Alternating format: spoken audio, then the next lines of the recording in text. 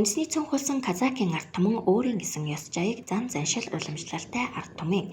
Тиймээс Казак түмний өв соёлыг залуу хооч үед өвлүүлэн үлдээх, сурталчлан таниулах зорилгоор Алтай бүрэгдүү төрийн бас байгууллагаас санаачлан Монгол Улсын ерөнхийлөгчийн тамгын газар, Ховд сумын засаг даргын тамгын газар, сумын иргэдийн төлөөлөгчдийн хуралтай хамтран Казак иргэдийн өв соёлын наадмыг Ховд суманд анх удаага зохион байгууллаа.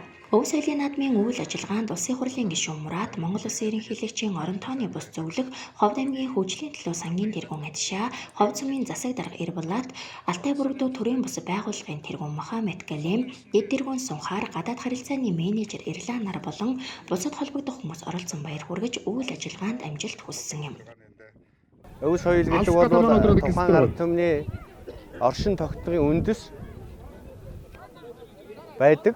Ийм учраас Монгол Улсын ерөнхийлөгчийн тамгын газраас энэ үйл ажиллагааг дэмжиж оролцож байгаа.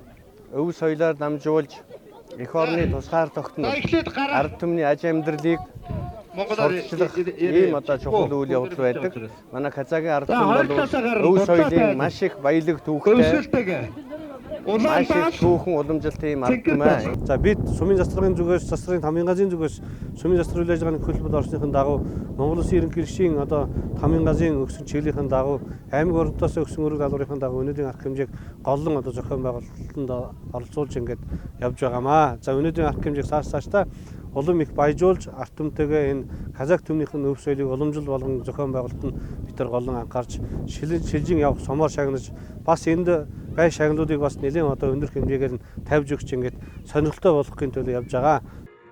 Алтай бүрэгдүү төрийн бас байгууллага нь Казак түмний өв уламжлал, ёс заншлыг сурталчлах, залуу хооч үеийнхэнд өвлүүлэн үлдээх, эх орны үн цэнийг ойлгуулах зорилгоор олон ажлуудыг санаачлан хэрэгжүүлсээр иржээ.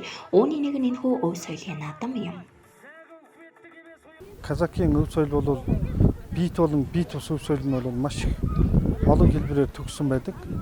Тэгээд ихэнх нь яг одоогийн үед бол мартагдчихж байгаа юм байна. Тэгээд тэрийг сэргээхийн тулд бид нар ийм үйл ажиллагааг энэ Ховд аймгийн Ховд сумд амьдардаг манай нутагтаа ирж ийм үйл ажиллагаа хийж байгаа. Бид нэр өв соёлыг уламжуулж байгаа энэ том гоё ийм өдрийг бид нэр зохион байгуулж өгсөн төрийн бүх удирдлагууд, Ховд сумын удирдлагууд энэ үнд баярлалаа илэрхийлж байна. Хошид манай Казакийн ард түмний үр хүүхдүүд өв соёлынхаа энэ бүх түүх дурсгалтай юмыг хүлээж авч ингэж сайхан авч яваасаа гэж би хуваасаа хүсэж байна. Өв соёлын анх дугаар наадам Айтис буюу харилцаа дуу, Казак Крис буюу Казак бүхийн барилдаан, Кисхвар буюу Морьц залуусын нарийн дуралдаан, Кукфар буюу тулан булаа залдах тэмцээн, Казакийн орчуудын гар урлалын бүтээлийн үзэсгэлэн зэрэг өөрийн гэсэн онцлог түүх соёлыг харуулсан 6 төрлөөр явагдсан юм. Тухайлбал миний урлан үндэсний гар урлалын үзэсгэлэнд Казакийн ард түмний уран эмэгтэйчүүдийн төлөөлөл 17 хүн оюмл хадгамлуудаа дэлгэн ёс заншлаа сурталчиллаа.